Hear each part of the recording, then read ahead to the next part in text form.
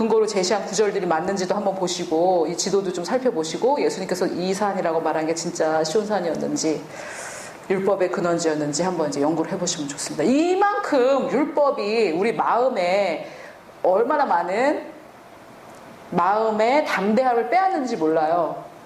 그래서 일단 기도할 때 마음의 담대함이 없어지면 이제 기도가 응답되지 않습니다. 그런데 이제 일단 율법이 딱 들어가면은 아까도 제가 그 마가복음 11장 25절 26절 딱 읽으니까 표정들이 순간 안 좋아지세요. 하나님께서 용서 안 해주신다 이러면 나도 용서 다 하고 사는 사람이 어디 있습니까? 조금씩 용서 못하죠. 그래서 이 율법이 하는 힘이 역할이 굉장히 큽니다. 율법의 역할이 크고 우리 마음에 죄책감과 부담감을 주어서 우리 기도가 응답받지 못하게 우리 마음을 가지고 공격하는 것이 이 율법입니다. 자, 그런데 너무 재밌는 사실이 있는데요. 이 지금 저희가 마가복음과 마태복음에 이 예수님이 이 무화과나무 저주하신 사건이 나오는데 구약에도 이 산이 등장합니다. 구약에 이 산이 나오는데 스가랴에 보니까 4장 7절에 요거는 제가 좀 설명을 좀 많이 드려야 제가 이거를 그 시온산이라고 보는 이유에 대해서 설명을 좀 많이 드려야 되는데요. 스가랴 4장 7절에 보니까 큰 산아 내가 무엇이냐? 내가 수룹바벨 앞에서 평지가 되리라. 큰 산이 평지가 된다는 게 뭐예요? 이 산더러 들려 바다에 던지우라. 산이 없어지는 거잖아요. 그래서 지금 스가랴가 큰 산이야. 네가 뭐냐? 넌 뭐야? 너 아무것도 아니야. 너는 수룹바벨 앞에서 평지가 될 거야. 없어질 거야. 이런 말을 지금 하고 있잖아요. 그가 머릿돌을 내놓을 때에 여기서 그가 수룹바벨인데요. 그가 머릿돌을 내놓을 때에 무리가 외치기를 이라고 이렇게 번역이 됐는데 데이라고 이렇게 번역이 됐는데 원어를 제가 보니까요. 그 킹제임스도 그렇고 데이가 없어요. 그래서 수룹바벨이 외치는 걸로 되어 있는 성경이 많이 있습니다. 스가랴 4장 7절은 그 성경 번역본마다 다 다르게 번역이 되어 있습니다. 그래서 지금 머릿돌을 내놓은 사람이 술바벨이라고 말하는 성경 구절도 있고요. 데이 그냥 누군지도 모르는 그냥 불특정 어떤 사람이라고 주장하는 경우도 있는데 저는 그 이제 헬라어 성경과 킹제임스를 따라서 무리가 없습니다. 여기에 수룹바벨이 외치면서 뭐라고 외칩니까? 산에게 은총이라고 이제 저희 번역됐는데 그레이스입니다. 그레이스 호의와 은혜 favor 그 단어인데요. 카리스인데 그게 이렇게 은총으로 우리나라 말로 번역됐는데 그에게 있을지어다 라고 나와 있는데 그에게도 사람 목적어가 아니고요. to it이거든요. it. 근데 이렇게 그에게라고 돼서 마치 사람에게 은총이 있는 것처럼 우리는 들리죠. 그래서 이 구절을 원래 그 헬라어와 킹제임스를 보면 어떻게 볼 수 있냐면요. 큰 산아 네가 무엇이냐? 네가 수룹바벨 앞에서 없어질 것이다. 그러면서 이 수룹바벨이라는 사람이 머릿돌을 내어놓을 때 그 큰 산에게 뭐라고 외칩니까? 은혜, grace, favor. 이 산에게 은혜를 외칩니다. 그래서요, 일단 이 큰 산이 시온산인지 몰랐을 때는요, 저희는 학교에서 어떻게 배웠냐면 인생에 문제가 있잖아요. 질병, 재정의 문제, 인간관계의 문제. 그러면은 이 스가랴 4장 7절의 근거로 그 문제를 우리가 어떻게 해야 됩니까? 그 문제에 뭐가 있어야 돼요? 그 문제에 하나님의 은혜가 임해야죠. 우리가 필요한 건 은혜입니다. 은혜. 그거를 또 이제 예를 들어서 제가 예를 들어 볼게요. 저희 학교에서 치유 기도를 하고 하니까 치유가 잘 안 되시는 분들이 앤드루 목사님이 세미나를 할 때마다 오셔가지고 뭐라 그러냐면 당신의 책을 내가 다 읽었고 방언기도도 하고 선포도 하고 내가 다 한다. 금식도 했다. 근데 왜 아직도 안 낫냐? 이렇게 질문을 해요. 그리고 왜 안 낫지? 궁금하시잖아요. 그럼 앤드루 목사님 뭐라고 대답하시냐면 당신이 지금 안 난 이유를 다 말씀하셨네요. 그렇게 얘기하시는 거예요. 그래서 저도 처음에는 무슨 얘기인지 이해가 안 됐어요. 그럼 그런 거 하면 안 되나? 책도 읽으면 안 되고 기도도 하면 안 되고 선포도 하면 안 되고 안 되나? 방언기도도 하면 안 되고 그게 아니라 이 사람이 지금 자기 치유를 믿는 근거는 전부 다 자기가 한 일이죠. 나는 방언도 했고 나는 금식도 했고 나는 헌금도 했고 나는 당신 책도 다 읽었고 나는 믿어요. 나 난 믿는데 왜 안 됩니까? 그래서 전부 다 그 손 어디를 가리키냐면 자기를 가르쳐요. 내가 이렇게 했다. 난 금식도 했고 선포도 했고 방언도 기도도 했고 나 다 했다. 왜 안 되냐? 그때마다 이제 앤드류 목사님이 당신이 안 된 이유를 금방 얘기하셨네요. 근데 제가 그 말을 이해하는데 저도 한 2년이 걸렸어요. 참 저도 이해가 안 되더라고요. 왜 그거 하면 안 되나? 근데 우리가 치유를 위해서 하나님 앞에 나아갈 때 어디를 가리켜야 됩니까? 예수 그리스도를 가리켜야죠. 그리스도께서 채찍을 맞으신 것을 가리켜야지. 내가 했고 내가 방언했고 내가 기도했고 내가 금식했고 자기 공로를 얘기하는 거잖아요. 그래서 인생의 문제가 풀리지 않을 때 이 질병, 만약에 이 산을 문제로 본다면 이 질병에게 더 필요한 건 뭐예요? 은혜예요. 은혜가 더 필요합니다. 은혜에 대한 정의가 다르시면 지금 다 다른 생각하고 계실 수 있어요. 은혜는 내가 한 것 아무것도 없이 받는 그냥 특혜입니다. 특혜. 내가 예를 들어서 질병 때문에 치유를 위해서 기도하는 치유가 안 되면 우리가 필요한 것은 거저받은 치유에 대한 이해가 필요한 거지 더 방언으로 기도해야 되는 게 필요한 게 아닙니다. 거저받는 은혜에 대해서 당신 믿음이 약해. 그럼 또 믿음을 또 막 믿음도 거의 행위가 됐어요. 믿음은 거저받은 선물인데. 그래서 이제 우리도 조심해야 될 게 이제 어떤 사람은 질병에서 안 나아요. 그러면은 저도 이제 기도를 해서 안 되는 경우는 저 사람 믿음이 부족한가 보다 이렇게 생각하시면 안 된다는 거예요. 우리는 믿음도 선물로 받았습니다. 이 믿음이 이제 어떻게 풀어져 나가는지 저희가 이제 계속해서 얘기를 할게요. 우리에게 필요한 것은 은혜를 선포하는 것입니다. 은혜가 필요한 겁니다. 은혜. 그래서 이 큰 산, 작은 산도 아니고 이 큰 인생의 큰 문제에 우리가 뭘 외쳐야 됩니까? 은혜. 거저받는 특혜. 이거를 외쳐야 되는 거죠. 거기에. 그게 부족한 거예요. 그거에 대한 의식이 부족한 거예요. 제가 존경하는 그런 사역자님들은 다 무슨 얘기 하시냐면요. 다 자기가 한 게 아니래요. 이거는. 하나님께서 다 은혜 주셔서 한 거래요. 그래서 그런 얘기 들으면은 나는 은혜를 못 받았나? 이런 생각을 드시면 이제 은혜에 대한 이해가 부족하신 거예요.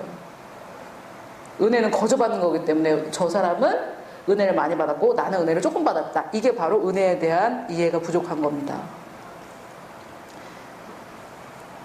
자, 그 다음에 4장 9절을 보니까 스룹바벨의 손이 이 성전의 기초를 놓았은즉. 이 성전이 어느 성전입니까? 성경에 나오는 성전은 어느 성전인가요? 예루살렘 성, 다윗성이 있었던 예루살렘 성전이잖아요. 그럼 이 큰 산은 또 어떤 산이었을까요? 예루살렘 성전에 가까웠던 시온산이라고 저는 생각하는 거죠. 이 근거로 봤을 때. 그리고 이 시온산은 율법의 근원지입니다. 율법의 근원지. 우리는 사실은 율법을 받아본 적이 없는 이방인인데 이방인도 그 마음의 법으로 자기를 정죄하거든요. 그래서 사실 우리가 율법에 대해서 이렇게 연구할 필요가 없는데 우리가 너무 율법에 대해서 많이 배웠고 십계명을 굉장히 많이 중심에 뒀고 예수 그리스도가 아니라 십계명을 중심에 뒀고 그런 신앙적 배경이 있다면 이방인이 아니지만 유대인들하고 똑같은 사고를 하게 됩니다. 그리고 예수님께서 큰 믿음이 있다 너는 이렇게 칭찬한 두 사람 있죠. 이 사람 둘 다 이방인이었어요. 큰 믿음을 발휘할 수 있었던 것이 뭐냐면 율법으로 자기를 정죄하지 않았기 때문입니다. 내가 뭐 걸리는 게 하나도 없잖아요. 뭐 해야 되는데 안 한 게 하나도 없잖아요. 그래서 이게 이 율법에 걸려있는 이 마음이 하나님 앞에 담대하게 나아가는 것을 굉장히 제한합니다. 그래서 저는 이 스가랴 4장 7절 이 말씀이 저한테는 너무 귀한 말씀인데요. 첫째로 인생의 문제 적용은 각자 알아서 하셔야 되는데 인생의 문제가 우리 인생의 문제 그거에 대해서 은혜를 외치십시오. 은혜가 뭔지 조금 이따 우리 공부할 겁니다. 은혜를 외치고 은혜를 선포해야 됩니다. 그 영역에. 내 삶에 지금 안 되는 부분 있잖아요. 거기는 은혜가 부족한 겁니다. 은혜가 뭔지 또 말씀드릴 겁니다. 은혜가 부족한 겁니다. 그리고 그 산, 내 인생의 문제를 가져다 그 산은 저는 율법이었다 라고 결론을 내렸습니다. 자, 다음에 4페이지를 한번 볼까요? 마태가 기록한 이 사건을 한번 보겠습니다. 기도할 때 마음에 의심하지 말라고 하는데, 여러분, 불신은요, 믿지 않는 상태가 아니거든요. 믿음은 선물로 받습니다. 그래서 제가 받은 믿음하고 사모님이 받으신 믿음, 목사님 받으신 믿음, 자매님 받으신 믿음, 믿음의 분량은 똑같습니다. 믿음에는 차이가 없어요. 그 믿음은 내 공로가 아니잖아요. 믿음도 선물로 받습니다. 아멘? 그래서 내 믿음에 문제가 없어요. 나는 누구의 믿음을 받았냐면 예수 그리스도의 믿음을 받았습니다. 그래서 지금 내가 가진 믿음에 문제가 있습니까? 없습니까? 없습니다. 여기 확신이 있으셔야 돼요. 여기서 흔들리시면 안 됩니다. 내가 가진 믿음에 문제가 있기 때문에 이 일이 해결되지 않는 것이 아닙니다. 아, 내가 믿음이 약해서 그렇구나. 여기 이제 일단 걸리시면요, 이제 또 자기를 쳐다보게 돼요. 아, 내가 지금 믿음이 부족한데? 지금 당장 질병이 있는 몸이 아픈 사람을 지금 기도해야 되는데, 잠깐만 기다려봐. 내가 지금 믿음이 좀 떨어진 것 같으니까 한 방언 2시간 정도 하고 나올게. 이렇게 할 수 없잖아요. 그래서 우리는 내가 믿음이 좋은 것 같을 느껴질 때가 있고 믿음이 떨어진 것처럼 느껴질 때가 있는데 다 감정적으로 느끼는 거고요. 믿음은 영 안에 있기 때문에 영적인 존재고요. 믿음은 예수 그리스도의 믿음을 선물로 받았습니다. 그래서 이 믿음에는 전혀 문제가 없습니다. 그럼 이제 뭐가 문제였냐? 의심하는 게 문제죠. 그래서 이렇게 얘기하면 그거 아이가 이렇게 생각하시는 분이 계세요. 불신이나 의심하는 거나 그게 문제가 아니냐 이렇게 생각하는데, 믿음은 전혀, 우리가 받은 믿음은 전혀 문제가 없습니다. 근데 이제 의심을 하는 건데요. 이 의심을 왜 하는지, 그 다음에 의심을 어떻게 하면 하지 않을 수 있는지 이걸 좀 보겠습니다. 마태복음 21장 20절에 보면, 제자들이 보고 이상히 여겨 이르되 무화과 나무가지 뿌리까지 말라진 것을 보고 이상히 여겨 이르되 무화과 나무가 어찌하여 곧 말랐나이까. 근데 여기 좀 이상한 게 있습니다. 마태복음에 보면 곧 말랐다고 나와요. 마가복음에는요, 그 다음날 말랐잖아요. 그죠? 그래서 이제 이걸 어떻게 앤드루 오맥 목사님은 어떻게 말씀하시냐면, 이 마태가 나중에 기록하잖아요. 마태복음을 나중에 기록했죠. 그리고 마가도 나중에 기록했지 그 당시에 기록한 건 아니잖아요. 그래서 이 마태가 나중에 기록하면서 이 무화과 나무가 딱 마른 시점을 예수님 말씀이 선포됐을 때로 보는 거죠. 그것이 바깥으로 드러난 것은 언제입니까? 그 다음 날이죠. 그래서 마태가 나중에 예수님이 십자가에 돌아가시고 성령 강림이 되고 이래서 이런 것들을 다 뒤에서 돌아보면서 이 마태복음을 기록하잖아요. 그래서 이 마태가 그때는 영적인 눈으로 이 무화과 나무가 말라진 그때를, 이 말씀하신 그때로 보는 거죠. 예를 들어서 우리가 꽃을 딱 꺾어가지고 꽃병에 딱 넣잖아요. 그러면 일주일 지나서 시들잖아요. 그런데 그 꽃이 딱 죽은 시점은 언제예요? 딱 꺾는 순간 죽는 거잖아요. 그래서 그 이면의 것을 보는 거죠. 그래서 마태는 그 이면의 것을 보고 기록했다고 보는 거고, 둘 중에 누가 한 사람이 언제였지? 이렇게 잊어버려서 그런 게 아니라, 성령의 감동으로 쓴 거기 때문에.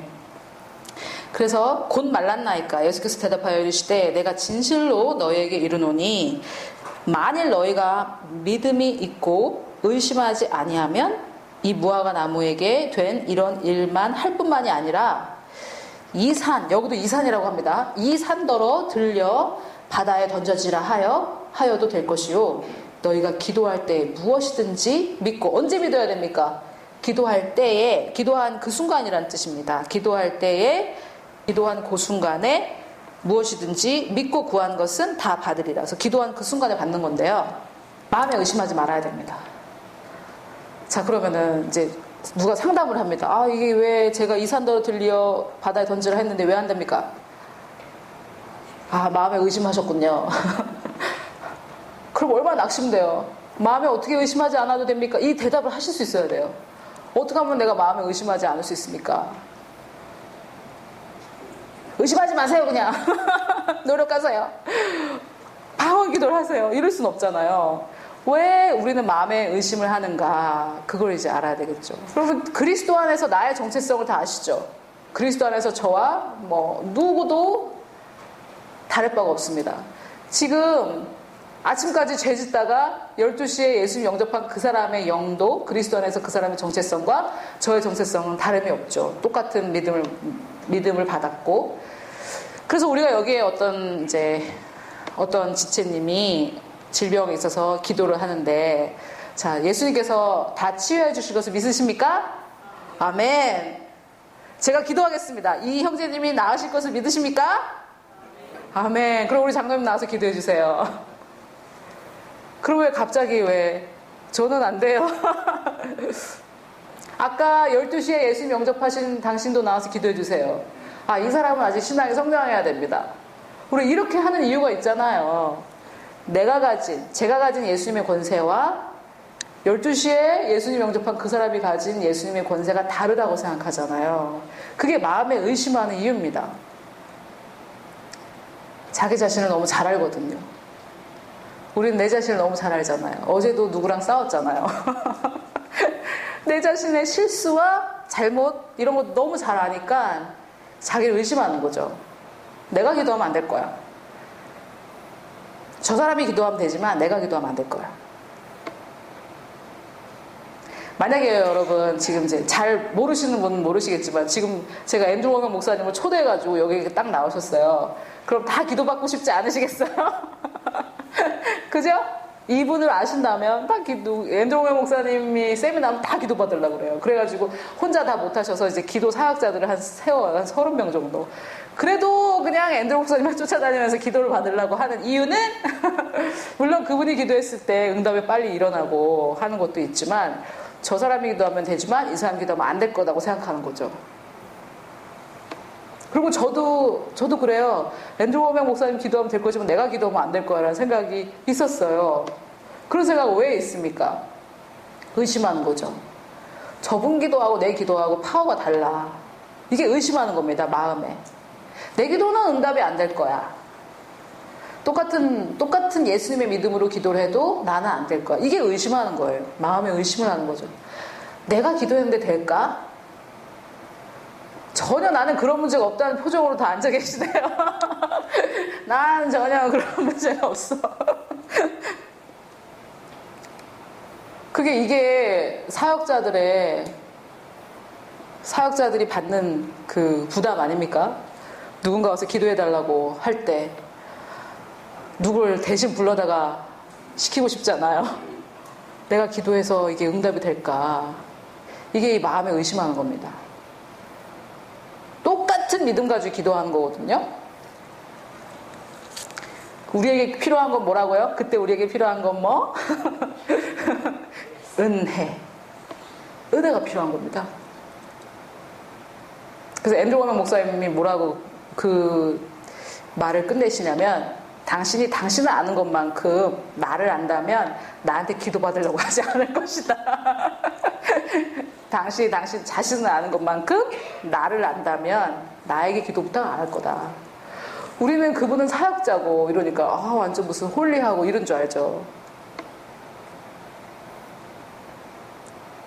나는 완전 생활인이야. 나는 저분은 완전 정말. 그래서 그 사람을 막 이렇게 그 천주교회 그 누굽니까? 천주교회. 예? 예, 교황은 아니지만 우리는 누군가 어떤 사역자를 막 그걸 뭐라고 해? 아니요. 교황이요, 교황. 교황은 천주교에서 완전히 사람이 아닌 무슨 반은 신으로 이렇게 섬기잖아요. 막 이렇게 교황은 막 밥도 안 드실 것 같고 막 이런 화장실도 안 가실 것 같고 막 그래서 이렇게 신성시 하잖아요, 사람을. 근데 우리 기독교에서도 막 이 사람이 기도하면 다 되니까 이 사람은 완전 이렇게 높여가지고 이 사람이 기도하니까 되고 내가 기도하면 안 된다. 이렇게 우리가 생각하잖아요. 그게 뭐냐면 마음에 의심하는 거예요. 마음에 의심하는 거.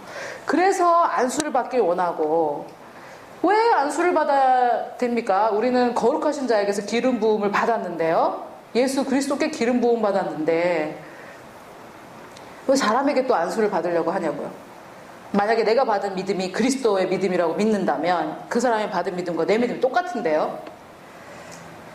이제 현상을 보고 우리가 지금 그 사람이 지금 현재 이른 시점을 보는 거죠. 그래서 저도 이해가 되는데 이게 바로 마음에 의심한다라는 것입니다. 내가 기도하면 안 될 거야 라고 이제 의심하는 만큼 이제 안 되는 거죠. 우리가 주님을 사랑하고 영혼을 구원하길 원하고 교회가 성장하는 걸 보기를 원하고 예수님께서 다시 돌아오시는 것을 보기 원하기 때문에 이 마태복음 21장 20절과 마가복음 11장 23절 4절은 우리 삶에 이루어져야 되겠죠. 예, 개인적인 이기적인 욕심이 아니라 우리 사역이 주님을 위해서 주님을 사랑하고 주님이 원하시는 우리에게 명령하신 게 이루어지기 위해서라도 이건 돼야 됩니다. 그게 안 되는 이유를 지금 제가 같이 공부하는 이유인데요. 요한일서 3장 19절을 보니까 이렇게 기록하고 있습니다. 이로써 우리가 진리에 속한 줄을 알고 또 우리 마음을 주 앞에서 굳세게 하리니, 그래서 우리가 우리의 마음을 주님 앞에서 굳세게 하셔야 됩니다. 이 굳세게 한다는 게 무슨 뜻이냐? 이는 우리 마음이 혹 우리를 책망할 일이 있어도, 자, 우리 마음이 우리를 책망하는 일이 있죠. 이게 바로 우리가 표현하는 거 양심의 가책, 죄책감 이런 거죠. 내가 나를 책망해요. 내 마음이 나를 책망합니다. 내 마음이 일단 나를 책망하잖아요. 그러면 기도가 응답되지 않습니다. 내가 나를 책망하는데요, 내 마음이 제대로 기능을 못해요. 좀 쉽게 설명을 드려볼게요. 우리 두뇌는 무슨 기능을 합니까? 두뇌? 생각을 하죠. 눈은 뭘 합니까? 보는 거. 입은 뭘 합니까? 말을 하죠. 믿는 거는 누가 믿게요? 믿고 의심하는 거는 누가 하게요? 마음이 합니다. 마음이. 뒤에다가 이렇게 구절을 넣어놨는데, 우리가 마음으로 믿어 의에 이르고 입으로 시인하여 구원에 이르잖아요. 그래서 믿는 것은 누가 하는 행동이냐면 마음이 하는 행동입니다. 생각으로 믿는 줄 아셨어요? 그동안 궁금하지 않으셨어요? 믿는 거는 어떤 존재가 도대체 누가 믿는 거냐? 머리가 생각하고 눈이 보고 입이 말하고 하는 건데, 믿는 건 누가 하는 겁니까? 마음이 하는 겁니다. 마음이. 의심은 누가 합니까? 마음이. 너의 마음에 의심하지 않으면이라고 나와있잖아요. 의심도 마음이 합니다. 그러면 우리가 믿어야지 이게 기도 제목이 응답이 되는데, 내 마음이 믿어야 되잖아요. 그래서 내 마음이 믿을 수 있게 도와주셔야 되는데, 그 마음이 믿기는커녕 나를 책망하면 그 기도 제목이 응답 받을까요? 우리 마음이 믿을 수 있도록 도와줘야 됩니다. 그래서 나중에 좀 더 자세하게 할게요. 자, 그래서 우리 마음을 주 앞에서 굳세게 해야 되는데, 이는 우리 마음이 우리를 책망할 일이 있어도 하나님은 우리 마음보다 크시고 모든 것을 아시기 때문이라. 그래서 이게 개역 한글에는 우리가 우리 마음에 책망할 일이 있는데 하나님일까 보냐, 이래서 하나님은 더 우리를 책망하시는 것처럼 번역됐는데, 개역 개정에서는 좀 나아졌어요. 그래서 이거를 이제 영어나 원어로 읽으시면 어떤 거냐면, 너가 너의 마음에서 너를 책망하도 걱정하지 마라. 하나님은 네 마음보다 커서 너를 책망하지 않으신다라는 말씀을 하고 계신 겁니다. 아멘. 내 마음이 나를 책망할 때가 있죠. 내가 복음 안에서 은혜 안에서 굳세어지지 않으면 내 마음이 나를 책망해요. 네가 무슨 이렇게 책망해요. 그리고 여러분, 주님의 종이 되면요, 그 다음부터 사단이 공격하는 건 뭐냐면 네가 무슨, 그 공격합니다. 그래서 이 사람에게 다른 라벨을 막 붙여줍니다. 너는 나빠. 막 라벨을 붙여줍니다. 그게 사단이 하는 일이에요. 원수가 마음을 막 책망하게 하는 거죠. 우리 마음을. 네가 뭐. 근데 이제 우리도 같이 그러고 있는 거죠. 난 왜 이래, 사역자가. 너희 이 모양이야. 이러면서 말은 내 마음이 나를 책망하는 거예요. 기도 응답되지 않습니다. 그럼 다시 비는 모드로 들어가는 거죠. 비는 모드로. 하나님께 빌어야 돼요. 주님, 제가 이 모양 입고 이지만 그래도 이 사람을 위해서 좀 들어주세요. 이렇게 할 수밖에 없죠. 담대함으로 주님께 나아가지 못하는 거예요. 그게 바로 마음이 자기를 책망한다, 이런 뜻입니다. 그래서 저희가 요 굳세게 하리니 요거 원어만 좀 보고 조금 쉬도록 할게요. 요한 1서 3장 19절에 있는 주 앞에서 우리의 마음을 굳세게 한다라는 걸 제가 또 원어로 찾아봤는데 너무너무 놀라운 걸 또 발견했습니다. 굳세게 하리니, 이게 헬라어 G3982번이고요. 이렇게 쓰고 발음은 파이토라고 합니다. 이 단어가 굳세게 하다라는 뜻인데, 이렇게 1, 2, 3, 4, A, B, C, D 여러 가지 이제 뜻이 있는데 그 중에 제가 하나를 뽑아왔습니다. B에 보면 이게 굳세게 한다라는 게 무슨 뜻이냐면 누군가의 친구가 된다라는 뜻이에요. 누군가의 호의를 얻다. 누군가의 마음을 얻다. 누군가를 기쁘게 하려고 하다. 이 누군가가 누구겠습니까? 하나님이죠. 하나님하고 친구가 되고 하나님에게 호의를 얻고 하나님의 마음을 얻었으면 내가 내 마음을 굳세게 하실 수 있겠습니까? 예. 너무 간단하죠. 예를 들어서 제가 선물을 드리려고 책을 한 권 딱 갖고 왔는데, 저 여자는 나를 너무너무 싫어해. 이렇게 생각하시는 분하고, 저 사람하고 나랑은 친해. 이렇게 생각하시는 분하고 저에게 접근하는 방법이 같을까요? 너무 다르죠. 저 사람은 날 너무너무 싫어해. 이렇게 믿는 사람은 저에게 접근하지도 않고 부탁은 더더욱 안 하겠죠. 그 책 놔주세요. 이렇게 할 수 있겠어요? 못하죠. 근데 저 사람 날 너무너무 좋아하고 나하고 너무 사이가 좋아. 그래서 하나만 딱 남았을 때 내가 달라 그러면 날 줄 거야. 이게 바로 그 사람과 친구가 된 상태이며 그 사람의 호의를 받은 상태잖아요. 그게 바로 마음을 굳세게 한다는 뜻입니다. 어디 앞에서? 주 앞에서. 주님 앞에서 내가 마음을 굳세게 하는 것은 그분의 호의에 집중하는 거죠. 나에게 집중하는 게 아니에요.